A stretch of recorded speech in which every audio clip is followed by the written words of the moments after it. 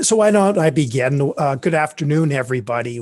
Welcome and thanks so much for joining Alex Pilarski and Louis Bedio. So Alex is co-owner, founder of Remax Realtron. I am Cam Forbes, and I'm the general manager of Remax Realtron. And Louis Betty is our director of marketing. He does an awful lot for us online. So if you guys see us online with video, with social media, that sort of thing, that's Louis's creative talent. That's Louis's online ambitions for us. And I just wanted to do a quick introduction. And as Louis said, please, everybody, we'd love to answer any questions that you have. We'll be monitoring the Q&A section. We'll be monitoring the chat section, and we're not going to speak for an awfully long time. I think we'll take about 40 minutes roughly, and then we'll have lots of time to answer any questions at that point in time. Any specifics you have, any generalities, anything at all you'd like to ask us. And our topic today, as you see on the screen, is real estate opportunities in 2021. So we're very excited, obviously, to be finishing 2020. We'll speak a little bit about that, and also then the opportunity specifically for you, the consumer, and the marketplace. We're going to specifically talk about the Greater Toronto Area, which I know most of you will be residing in, but a lot of the themes today will be relevant no matter where you are in the Ontario marketplace for sure. And so thanks again, everybody, for joining us. For those of you who have just joined us, I'm Cam Forbes, General Manager, Remax Realtron, and Alex Pilarski, co-founder, owner of Remax Realtron, and myself will be presenting real estate opportunities in 2021 to you today. So on that note, I'm just going to do the agenda. And our agenda today is talking about the GTA market right now and how it's performing. So sort of where it's been in 2020 and how it's performing right now, just to bring us all up to the same level and same knowledge of where things are happening right now. I'm going to go through the sort of short and long-term economic fundamentals of the real estate market, interest rates, affordability, driving obviously the market, but specifics of those economic fundamentals and specific to the COVID pandemic, how things happened, how things are behaving and operating now. And then Alex is going to take you through the opportunity specifically in 2021. So look at where we're at and going forward. Where are the opportunities? Where can you make some money? Where's the wise money going to go for purchases and sales in 2021 and beyond? And again, please, any questions on the Q&A or the chat, and we welcome you today. And so GTA housing market. You'll all recall the headlines in April when obviously the pandemic had begun and we didn't know much about it, right? We knew it was a highly contagious thing. We knew that we had to be very careful. We knew at that time, we thought we had to shut down the economy completely. And of course we did. There was dire predictions in the market about real estate, ranging. Alex and I, if you joined us right up front, talked about CMHC, the Canada Mortgage and Housing Corporation, and their CEO, their president, who predicted, as Alex was saying, I think it was up to a 30% price decline at the start, which was revised by some of his senior officials down to 18%. But it just simply did not come to fruition, was simply nowhere near accurate, was one of the worst predictions possible in terms of what was going to happen for the balance of 2020. So there was not doom and gloom. There was a few months of pause in the market, and that's how Alex and I typified it at the time, a pause in the market. While everyone took assessment, they understood the virus better and took stock and became comfortable once again transacting in the real estate market. So that was sort of the April time period. And then we come to today. This chart is the unit sales for the Toronto Real Estate Board. This is quite accurate. These numbers just came out end of last week. So this is the numbers for November 2020.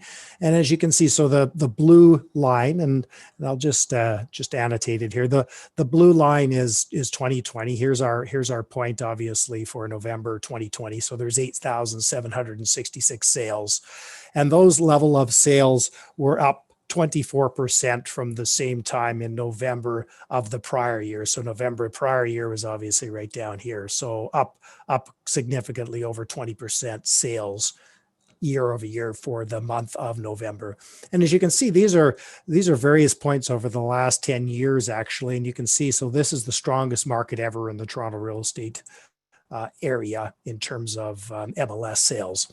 And so again, 8,766, up 24% from November of last year. So an incredibly strong market with lots of sales in November. And just take us to the next slide, and I will just erase the annotation there. Let's clear it. And this now is the sales price. So obviously unit sales, and again, with up 24%, now we're into price. So what's happening with the average price of a home that sells in the GTA? So again, this is November 2020 comparing to November 2019 and other years before. And so as many of you probably know, maybe some of you are learning today, prices are at their historical high. So they're at the highest ever in the GTA. Average price for a home that sold in November in the GTA was $956,000 rounding. And that is up 13% from the prior year. So from November of 2019. So a significant increase in prices. And Alex in his presentations will show you, but over the past roughly 30 years, prices have gone up 6.6% year over year in the GTA. And so when we have a 13% increase, that's a much higher average increase than we would expect in the marketplace, given the last 30 years of experience. And that's the average unit price. Then what I'll do is I'll just get into the inventory. So this is the number of homes available for sale at a point in time in the Toronto Real Estate Board multiple listing service. And so this is as of November 30, 2020. So very, very recently, most recent numbers. There was just shy of 14,000 homes available for sale. So that's less than 2 months supply. So what do I mean by that? If there was no homes listed for sale from this point in time, we'd run out of inventory in less than 2 months. It's like 1.5 months we'd run out of inventory. So that is a very, very strong seller's market overall. It means there's not enough homes available for sale. There's a supply shortage. There's an issue on the supply side. And that's in the backdrop. And we'll talk a bit more about this, current interest rates and sort of current cash on hand that Canadians have in their bank accounts right now. So inventory, seller's market, it's very low, 14,000 units, seller's market overall in the GTA. And it means, and that's why prices are going up by 13% year over year right now. And so that's the inventory. This slide here is a really great slide. We produce this for our professional realtors, and they obviously use it to help you, the buyer and seller, make your best decisions in the real estate marketplace. And this is fantastic because it puts together both the inventory of homes available for sale and the actual sales in a month.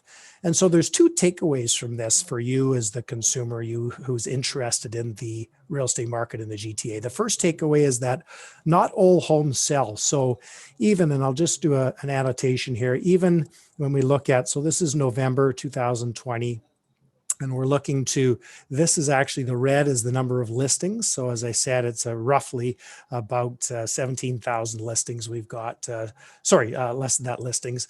And then we've got the sales, obviously 2020 sales, which is just about 8,000. So we've got more listings than we have sales. Okay, more listings than we have sales.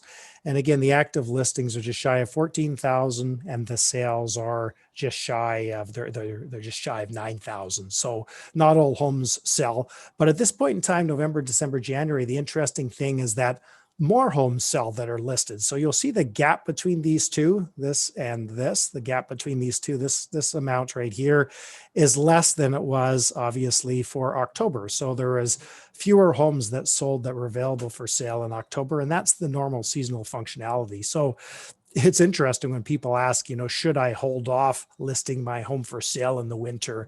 often the answer and the best answer is no, because you have fewer homes available to compete with yours if you're selling. So if you are looking to sell right now, you're looking to make a trade, trade up, given the great interest rates, given availability, given the needs of your family, now is a fantastic time to sell your home. And this chart just shows that there are more sales as a percentage of homes available for sale at this time of year in the marketplace. And so that's the inventory of homes versus the actual number of sales. And I'm just going to clear my drawings and head on to our next chart. And so these are getting into the economic fundamentals. I spoke about short-term, long-term economic fundamentals, and this is specifically related to employment, and this is specifically related to, obviously, the impact of the pandemic. And so the interesting thing here, and many of you would have heard this from the analysis or in the headlines, is that the majority of the job changes or losses were in low-paying full-time jobs. And you combine that with part-time jobs, that represents 80% of the jobs that were lost. Only 20% were actually in high-paying full-time jobs. So one of the first trends in terms of real estate to understand is that those who own, those who can purchase, those who can afford to purchase generally did not lose their jobs through the pandemic. Unfortunately, it's never a good thing for anyone to lose their position, but those who lost their position generally are those who are renting, and they're generally in the lower paying full-time jobs and part-time employment. So that's what this graph shows, just to explain a little bit of why real estate has been so strong, against what really a lot of the economists and people thought in April what would happen. And you've heard the concept of a V-shaped recovery. So this chart looks at really that truly a V-shaped recovery. It wasn't, a U, it wasn't a drawn out bottom. It wasn't a slow down, slow up, or a fast down, slow up. It was a fast down, fast up. And so average sale prices, you can see, obviously declined just but very, very short period of time here, just a very short period of time. Unit sales, again, very, very short period of time here. They went from down the peak down to the valley and back up to the peak. So a huge V, so a very quick down, quick up situation with COVID. And the same with new listings, obviously. So for April and May, very few listings coming to the market, but things came back right very strong in June into the summer of 2020. So this just typifies that, again, the economy recovered very, very quickly to almost where it was before the pandemic, which is not necessarily the typical or stereotypical way that a adjustment in the economy takes, like a pandemic. So that's an interesting slide there in terms of the V-shaped recovery of the pandemic. And this next one's the housing market performance stronger than any other recession. So this takes a look at the last two before the COVID pandemic, the last two major economic changes or periods of change in our economy. And they were, of course, the 1990-91 recession. And they were also the 2008-9, often called the credit crisis, obviously, starting with the US real estate market having issues and the credit crisis surrounding that. And then finally, of course, this last one is the impact of COVID, which, as you can see, the actual decline in residential sales per 1% drop in GDP, very, very low. So very, very low, whereas it was quite substantial in the credit crisis, is obviously 4%, but for those of you who are around and were in the market in the 1990-91 period, much, much graver situations. And those, again, were times when interest rates, had gone up to 12, 13, 14%. And so I recall buying a condominium it was in 1990 is what it was. I bought a condominium, my first real estate purchase, and I locked in a 5-year rate that was, I believe it was 11.75%. So it had dropped from like 12.5 or something. And I locked it in thinking, oh my goodness, that's going to be the best rate ever for the next 5 years, 11.75%. And Alex is going to get into these interest rates, and I've got another slide, but you can actually get interest rates of almost 1.5% right now. So obviously the financial fundamentals, the affordability is significantly different than any of the past economic situations, because interest rates are very low, making affordability much better than it was in the past in terms of these types of recessions. And so that's just showing the adjustments the last two, and obviously compared to COVID periods of time with those adjustments. This is the cash. So I made reference when I started to excess cash in the bank accounts really of consumers, so Canadians and also businesses in Canada. So there's about $170 billion of excess cash. So that means there's about $170 billion of cash in people's bank accounts. That's excess of what we would expect at this point in time. Most of that is consumers, you and I, and the public. 90 billion of that 170 billion and 80 billion is in business accounts. So there's a significant amount of cash sitting on the sidelines waiting to invest. For businesses, obviously investing in real estate and equipment and inventory and in technology, and for individuals, obviously investing in homes, a huge thing, homes, cars, big purchase item renovations, that sort of thing. So a huge amount of excess cash, which is a major and important thing in terms of setting up the scene for 2021 and what's going to happen in 2021. Interest rates. So I started to talk about interest rates, my own personal experience of my 11.75% 5-year fixed rate in 1990. And this is just really showing that the Federal Reserve Board in the US and in Canada have really declared interest rates, short-term interest rates they've said are not going anywhere. And because of their quantitative easing measures, they've also impacted the long-term, the 5-year market as well. And they do not want to see interest rates going up on either the long end or the short end of the market.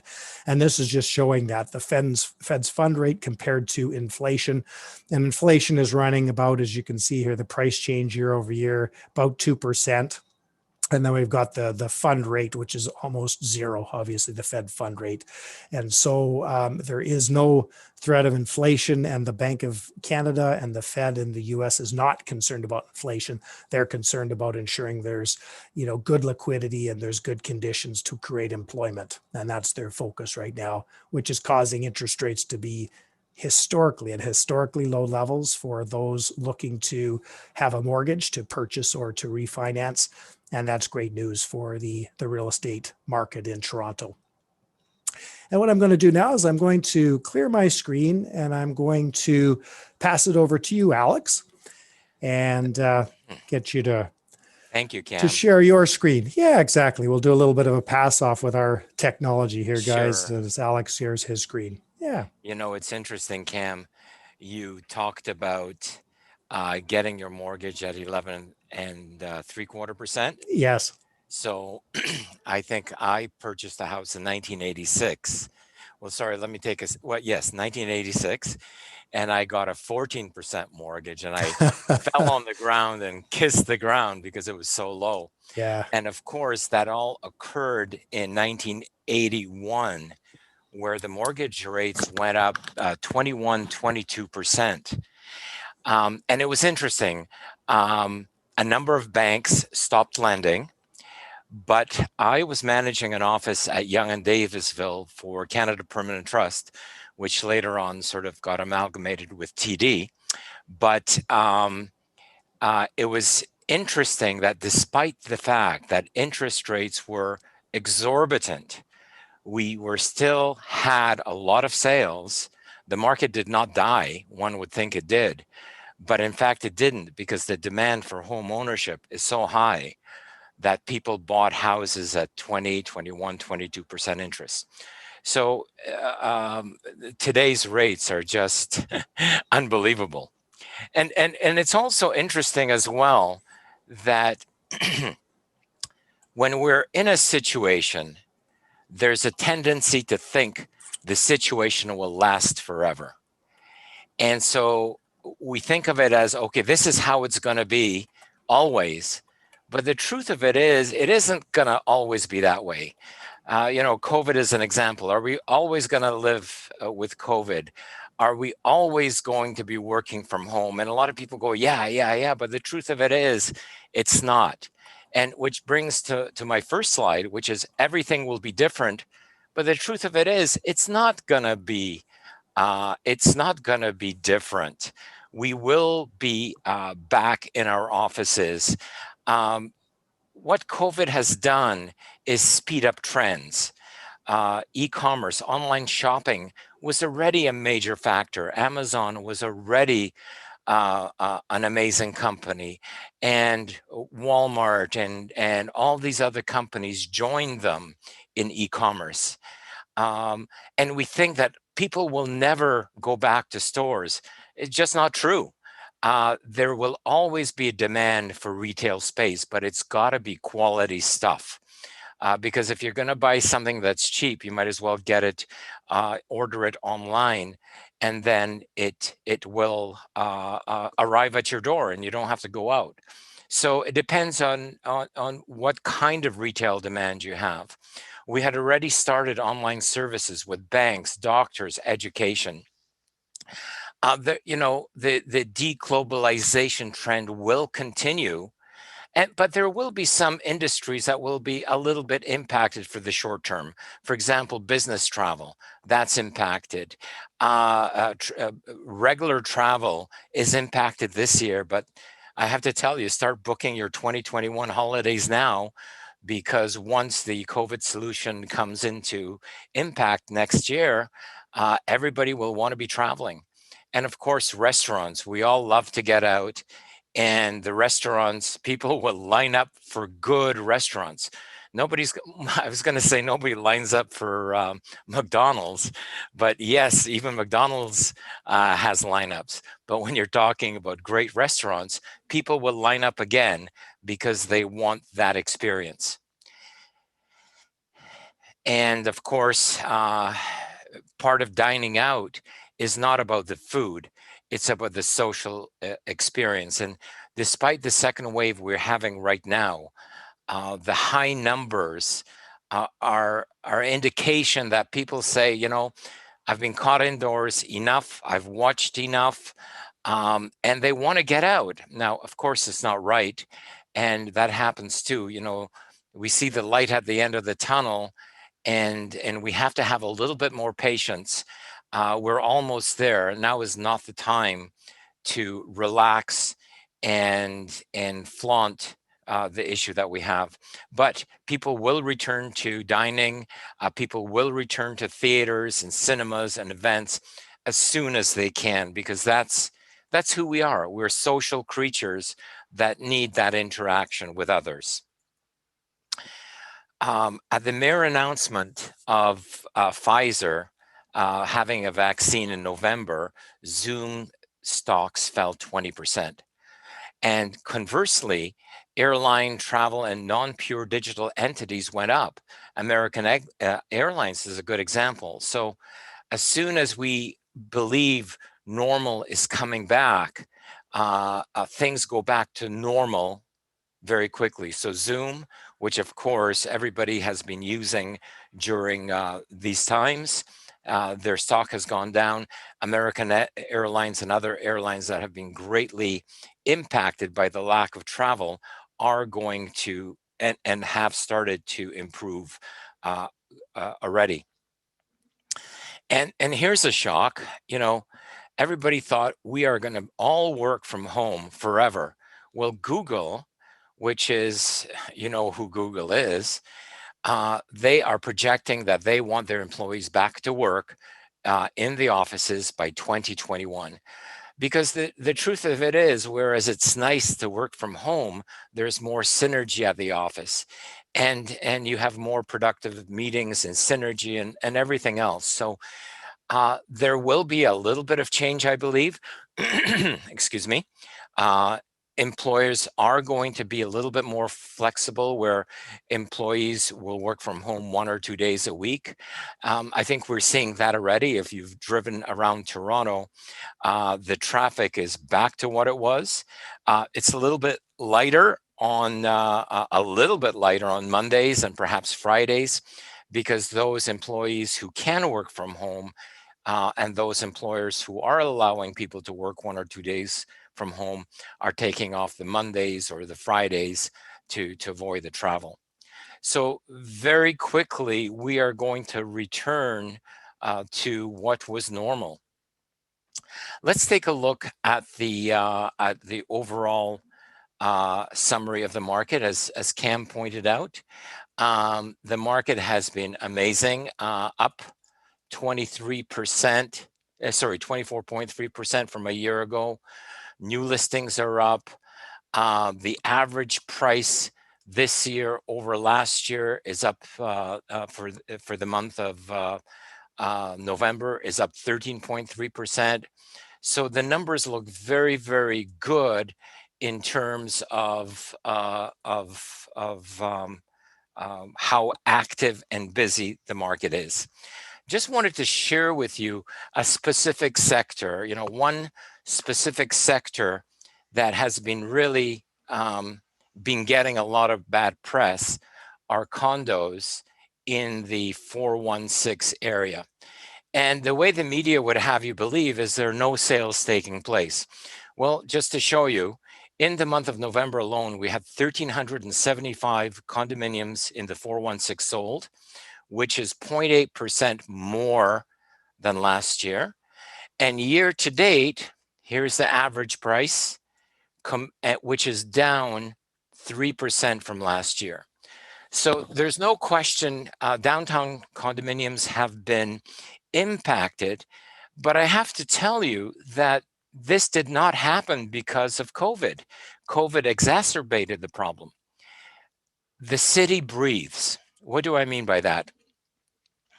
Young people move downtown, they buy condominiums, they have fun, then they meet someone, they get married, and all of a sudden that one-bedroom condominium is very tight. They want more space. Or they have kids and now want a backyard for the kids. Well, the problem with downtown is it's very expensive. So now those young couples who had fun in their 20s and 30s and now are ready to have a more suburban lifestyle say, I'd like to live downtown, but I cannot afford downtown prices. Where can I afford prices? Well, north, east, west. And so the city now breathes out. And all of those young couples, all of those individuals who've had enough of downtown living move out of town. And then they have kids, and their kids are tired of suburbia. And then they hit their 20s and they go to universities and they want the downtown life and they move back to downtown. And the city is constantly, well, not constantly, but every 20 odd years breathing in the young people and 20 years later breathing out, where those young people are now going to the suburbs. So if you take a young person who perhaps 5-7 years ago bought a condominium that was 300,000, now that condominium is worth 600,000 or 700,000. Now they have a good down payment that they can afford to move out of town. They would love to stay in town, but they just can't afford the prices. So it's not, and the media has looked at it as everybody is abandoning downtown. They're not. This is all part of the normal trend of the city. And I saw that in 1980 as prices jumped horrendously. My office was at Yonge and Davisville, as I said earlier, and people moved north, myself included. I moved up to Dufferin and Steeles because I wanted a double garage. I wanted a master bedroom ensuite, and you just couldn't get that downtown at a price that I could afford.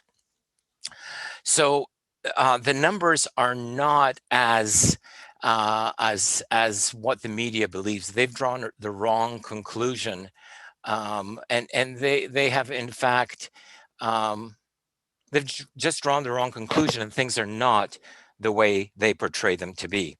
And what condominiums represent today is a great opportunity, and we're going to talk about that shortly. So what's happening to the average price? Now, the average price today, as of the end of November, is $929,433, which is up 12% from the start of the year. The other number that you've been given, which is 13%, is November over November. But the price continues to increase because of demand.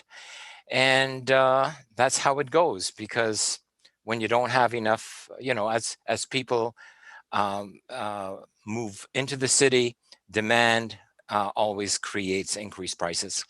So the Canadian government will continue our support. There's no question about that.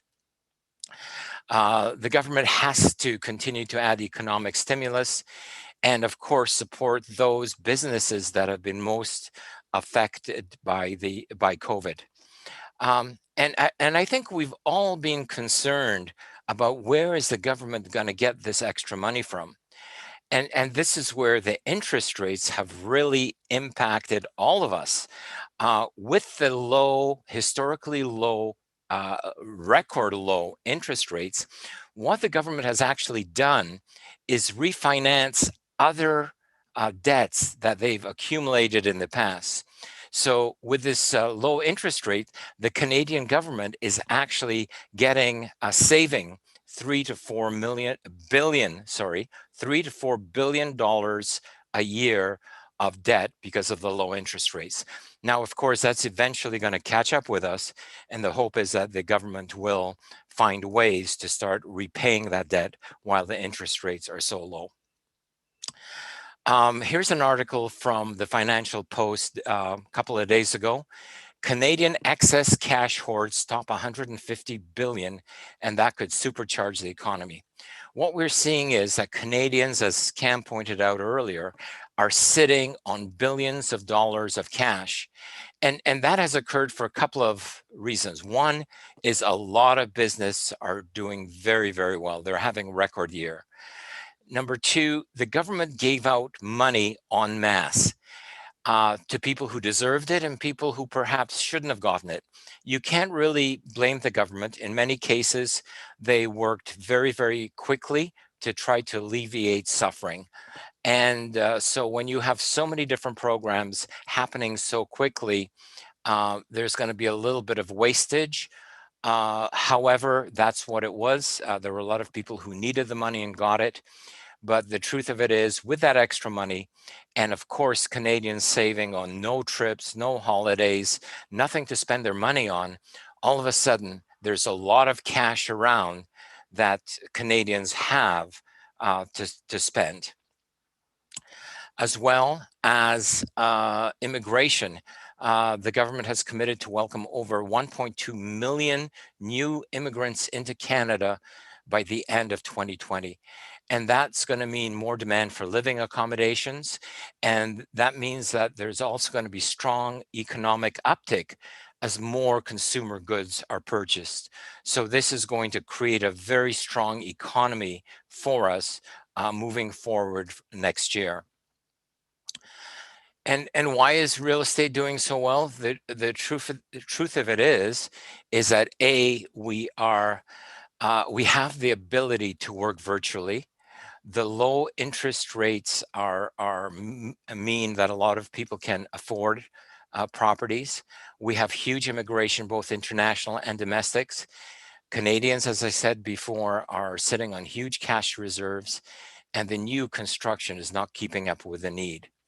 So while a lot of companies were not able to adjust quickly, we at Realtron pivoted very quickly and made sure that we could service our clients virtually and safely. So we have at Realtron, we have global marketing exposure. We were open for appointments and messages 24 hours a day. We quickly developed virtual open houses, virtual showings. We have a Safe Connect showing management system to make sure that people do not go into your home without permission.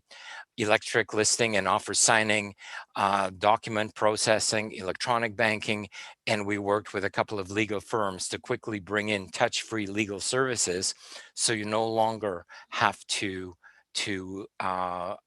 meet with a lawyer, but can do it all virtually. So we have tools and technology to work in this appointment.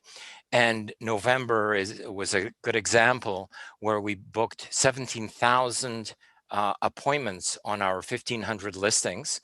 And 5,000 of those appointments were booked during the time that the offices were closed or on weekends. And that's why our clients have done so well and were able to sell their homes so quickly. Let's take a look at some more positive factors. There are 3.5 million Canadians living abroad. 90,000 of the 400,000 Canadians living in Hong Kong have returned. Every year, approximately 100,000 Canadians move to the US. They're not doing this year, because of COVID. But the second part of it is a lot of the work can now be done virtually. So we have a very talented workforce that can do their jobs in the US from Canada. And that means that's 100,000 people who are staying in Canada and not selling their homes, and thus they're impacting the supply of available homes, which increases prices. Let's take a look at how interest rates impact borrowing rates.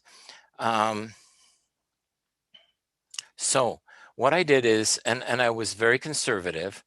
What does it cost to borrow 556,000, roughly 600,000? And at 1.5% interest, it costs $2,225 a month. A few years ago, at 4%, you would have paid 2,900. Even if you got a 3% rate, you would have paid 2,600. So for the average person who's refinancing or buying today, the costs are so much lower that people are jumping into the marketplace because of these very, very low interest rates.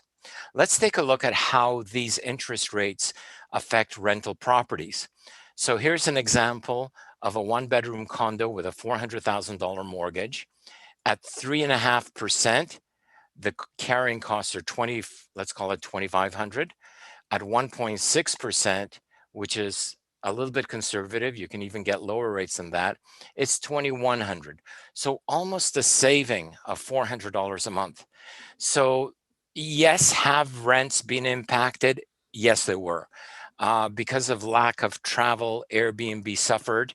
A lot of people who owned Airbnb units put them on the market to rent them on a full-time basis or on an annual basis. And so perhaps a typical one bedroom, one den in a nice neighborhood was renting for $2,400 a month. Because of all these extra units that came on the market, perhaps the rent is now $2,200, $2,300 a month. Even $2,100 a month, which is a drop of $300. Yet, because of the low interest rates, you can still be very, very profitable buying a condo today. But one of the facts we know is Airbnb, excuse me, Airbnb will return, and we will experience another surge in condominium purchase and resales. And let's take a look at the population by generation. So up to now, the baby boomers represented the largest group of individuals coming through Canadian population growth. And the baby boomers affected everything because of their large mass. Well, that mass has been supplanted by millennials. 27.5% are millennials, those individuals born in 1981 to 1996, and 24% are generations Gen Z that were born in 1997. Now, this group is still looking for places, and this group is now in their early 20s, ready to move out of suburbia. And where are they going to go? They're going to go downtown. So 51% of the buyers now represent millennials or Gen Zs. Would you like to see what they look like? Here's what they look like. These are today's buyers. The younger demographic will always want to live in urban areas for their desired lifestyle, work, play, and eat. So of course, these guys are single. They want to have fun. They want to socialize. And these are the people who will be buying condos and moving downtown. And here's the other group that will be who want to live downtown, which are the international students and the Gen Zs. Well, of course, with COVID, the international students have not come to Toronto. The units that they would normally rent were vacant, and those individuals who were renting to international students, of course, put their units up for rent or up for sale, as did the Airbnb owners. So there was a glut of properties on the market. But it's interesting, it isn't that good properties sold for less. The good properties have held their prices.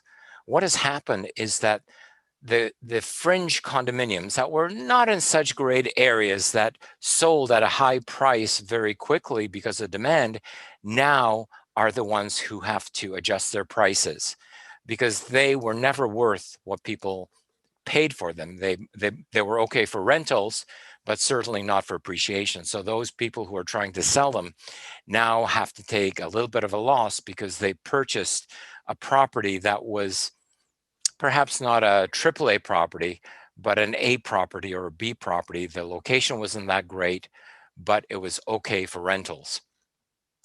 And so with Airbnb, once the COVID solution takes place, which will be starting in December, and of course, hopefully be completed by next year, I'm hoping, I'm optimistic that as other companies besides Pfizer start their productions, we will all be getting those the COVID solution much quicker.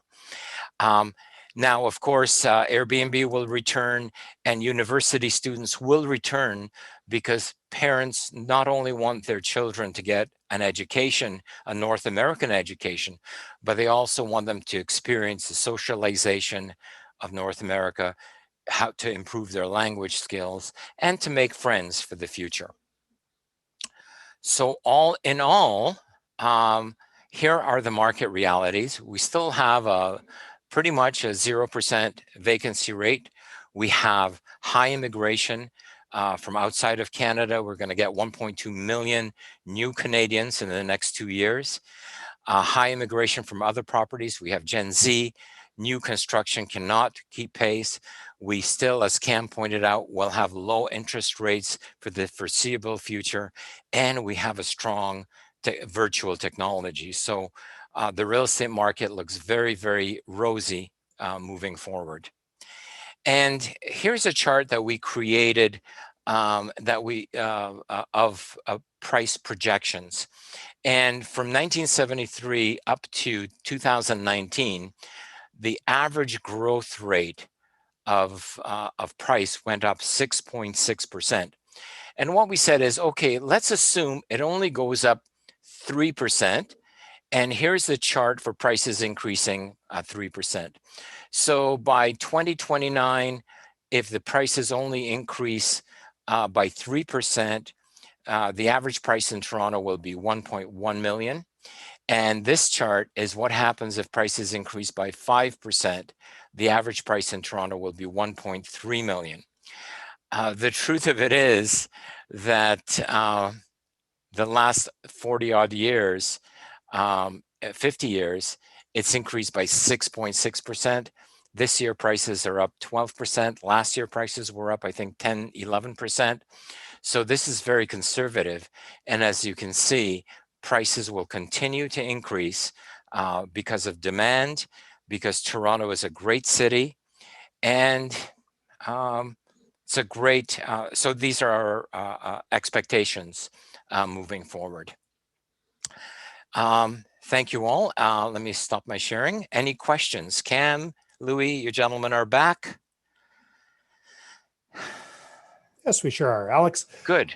I was just answering a few questions in the Q&A, actually. So excellent. Any questions that you can share with us, Cam? Yeah, exactly. So we've had 3 questions actually so far, and actually I see a few more now, and I think Louis will deal with a couple of them. But why don't I deal with them? The first question we had was actually someone watching from Manitoba, so a newer immigrant in Manitoba. Welcome. Which is kind of cool, and they're wondering about first-time home purchase incentives. And so specifically, there are some great incentives by the federal and provincial governments out there for first-time buyers. From a federal government perspective, and in the province of Manitoba, there's what's called a shared equity mortgage. So it helps you get a down payment, so you don't have to save as much for a down payment, which is great.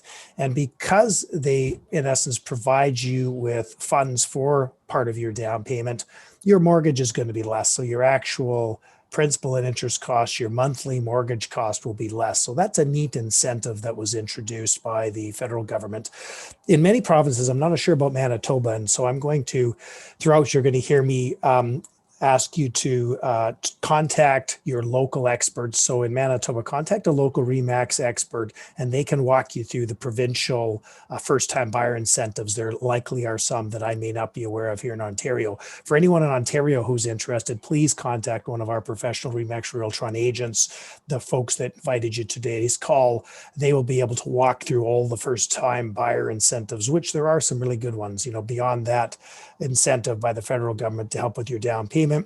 There are first-time buyer rebates for land transfer taxes, which can be very helpful. And finally, and Alex just spoke about it, and I spoke about it as well, really, for a first-time buyer, the interest rate is such an essential part of your consideration of what you can buy and when you can buy. And really, so Alex, you've been in the market a little bit longer than me, but again, like, you've never in Canadian history had an interest rate this low to purchase a house. Never. And so Crazy. never. Yeah. Yeah. Yeah. I used to have an amortization booklet back in the day. The interest rates in that book, which were supposed to be forever, never went up above 10%. So we threw out that book very, very quickly.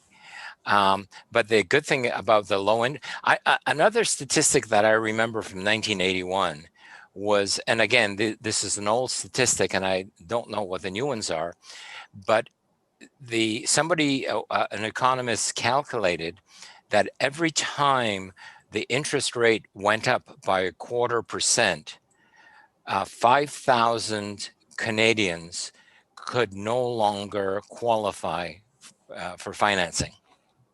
That's 0.25%, and that was 40 years ago.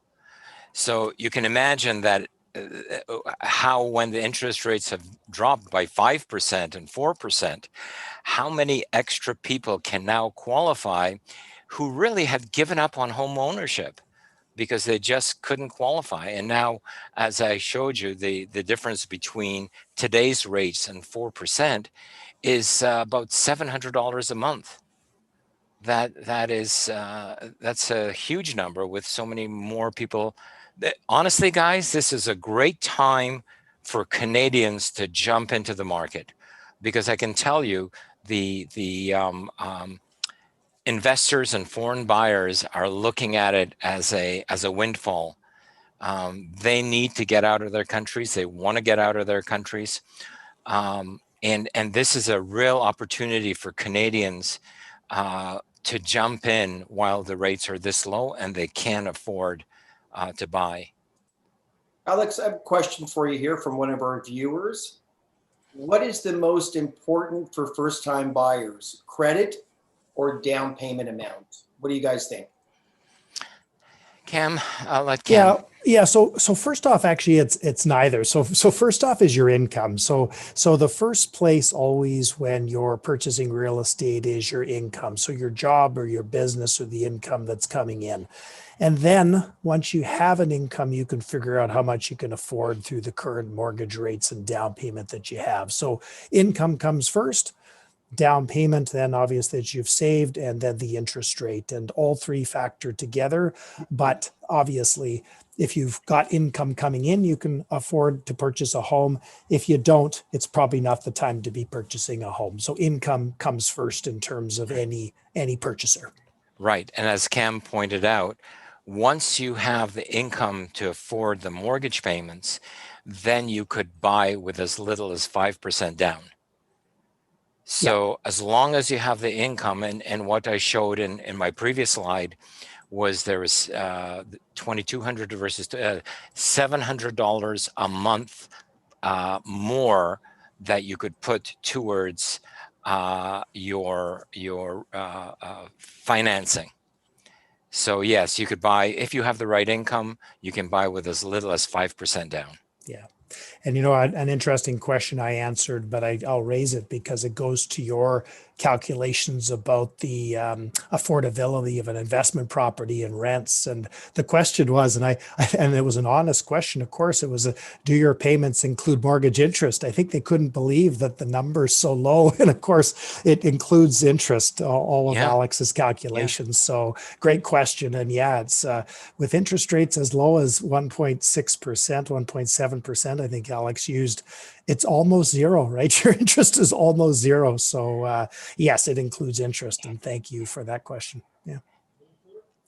And so that was that. We have a few other questions. I don't know. One is just related to, one was related to immigration, which I answered. And so let me talk about that because that's an important thing. And Alex, you pick up on this as well. So the question was, isn't immigration stopped right now at the border for Canada? And the answer is yes. So the policy decision by government has been made, stop people coming through the border because we have a COVID situation that needs to be managed.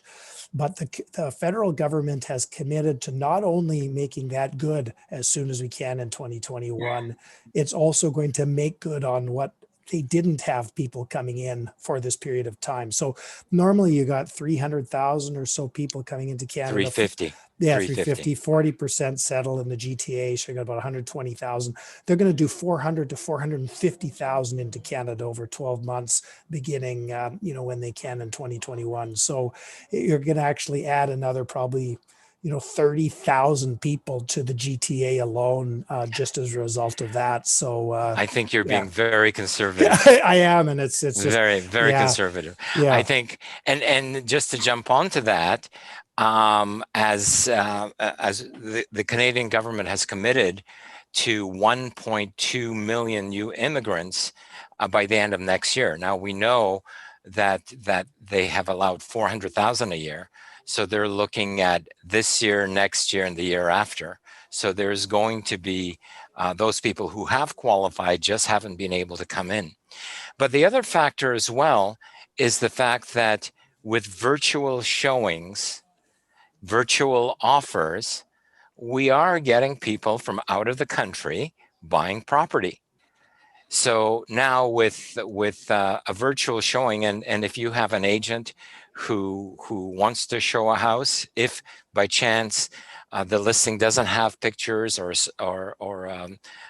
video online, then the agent can just go around with his camera and show the house to his clients who are out of country. So there are sales taking place virtually.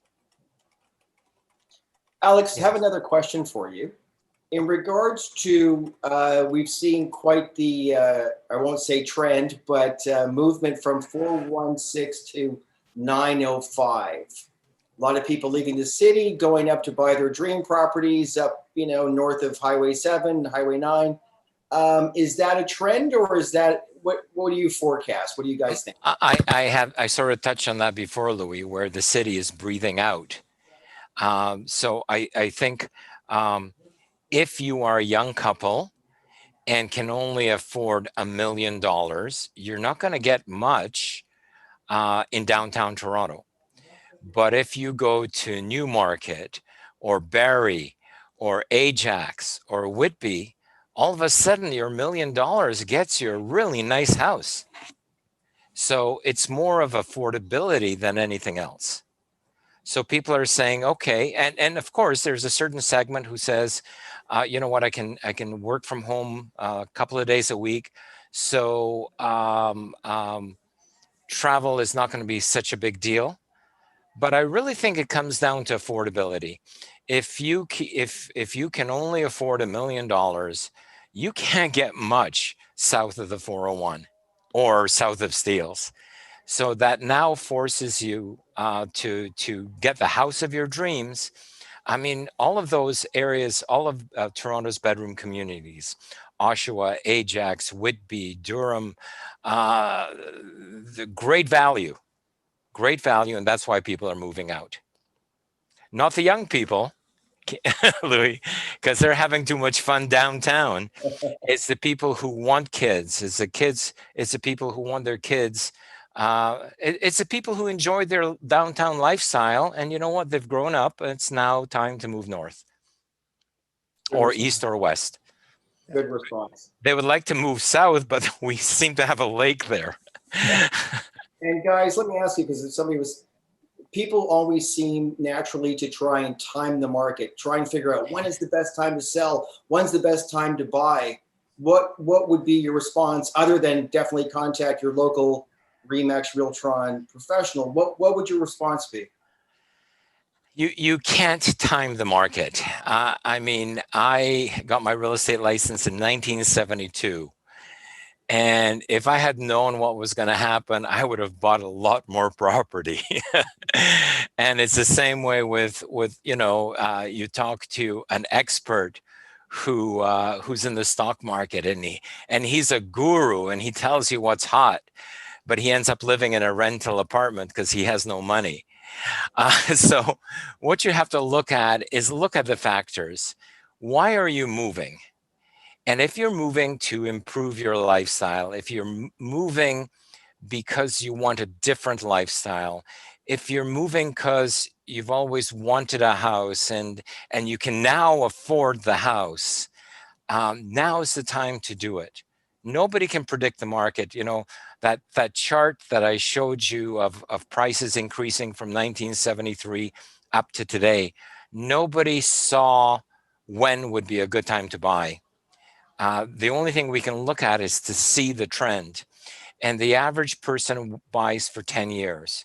So I don't know what's going to happen tomorrow, but I know in 10 years' time, we're all going to look back and say, wow, I wish I had bought more. If only I had known. Yeah, it's interesting. You sometimes see newspaper article comparing, someone who rents versus someone who owns, and sometimes they'll look at numbers, and the author will incorrectly come to the conclusion in the Toronto marketplace that renting is better.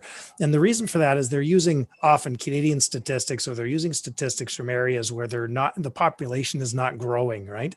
And so the fundamental difference about Toronto, the GTA, is really that immigration factor of 150,000 to 200,000 new people moving into the area.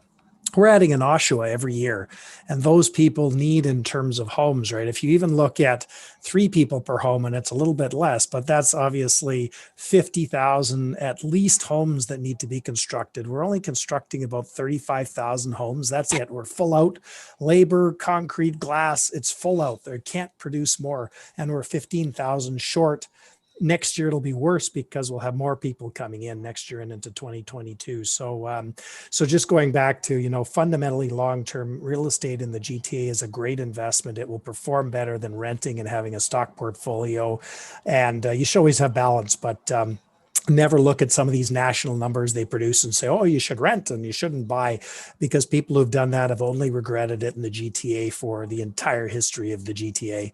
It's always a great time to buy. It's never a great time to sell, generally, in terms of, unless you're buying something else, which is always the trade up move and all that sort of thing. Nobody knows the day to day, but we know the trend.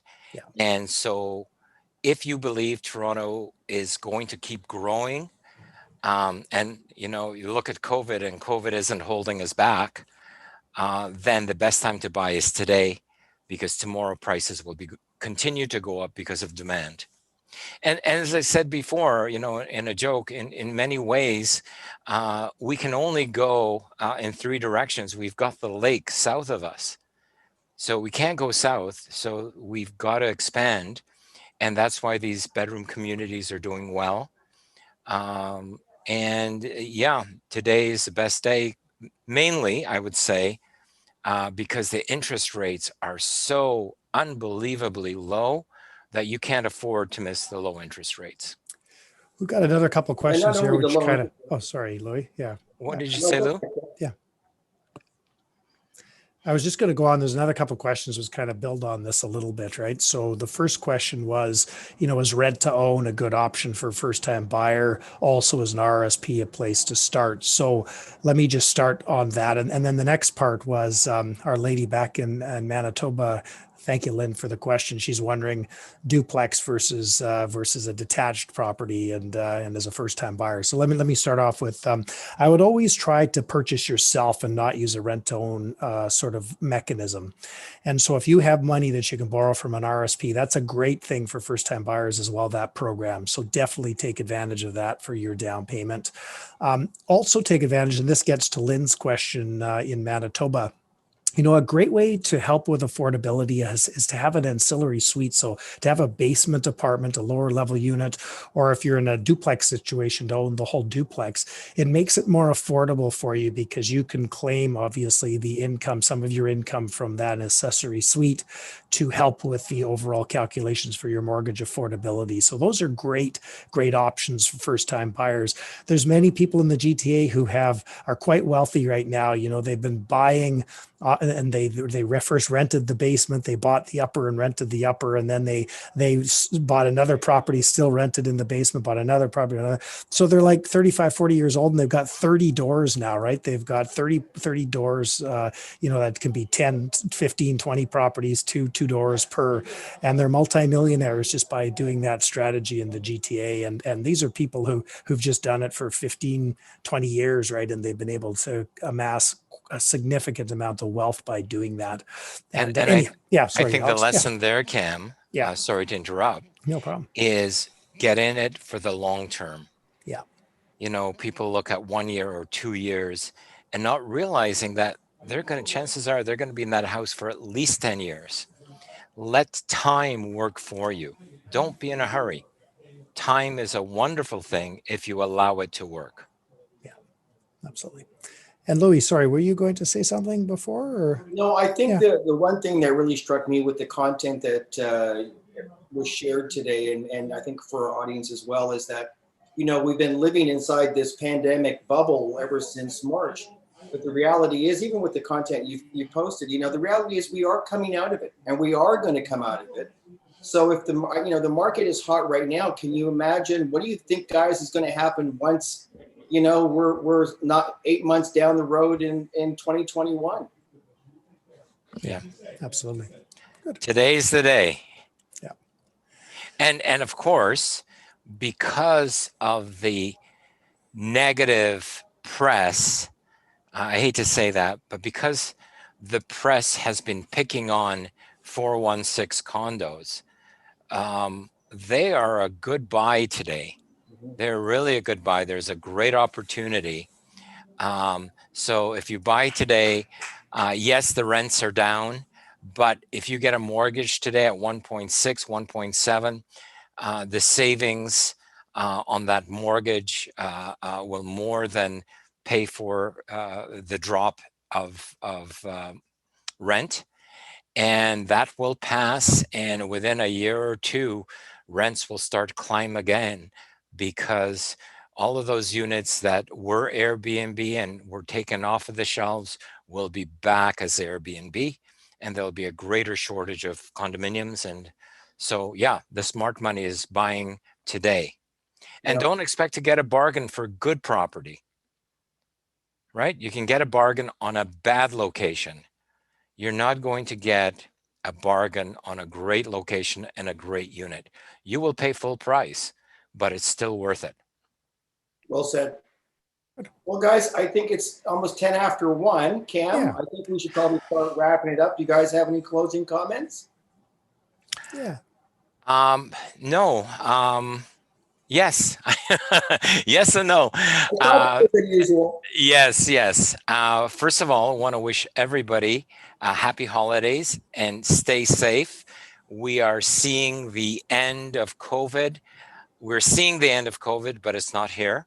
So just, stick with your safety protocols the way we are at our company. Stay, by next year, as COVID is starting to be over, things will go back to our pre-COVID normal. faster than you will believe. So just hang in there, stay safe, a little bit more patience, and we're all going to come out of this much, much better. Yeah. And if you have any questions about anything that Alex, Louis, or I have raised, or anything that you think of that you'd like to ask or get an answer to, please contact your professional RE/MAX Realtron agent. They're well versed in the market today, right now, in terms of conditions. And to Alex's point, the smart money right now is buying a downtown condo, which is absolutely the opposite of what you'd see in the media right now. And that's often the way. So talk to the experts who know what's going on. Do what's great for you and your family over the long term. And real estate in the GTA is a fantastic long-term investment, a fantastic long-term Absolutely. investment. Absolutely. And happy holidays to everybody, just as Alex has wished to you. And any closing comments for you, Louis? No, just thank you for everybody that took the time to join us today. Really appreciate it, and appreciate your questions, and echoing what you and Alex said, wishing everybody a safe and very happy holiday season. Great. Thanks, guys. Thanks Thank you. for joining us, everybody. Take care. Thank you.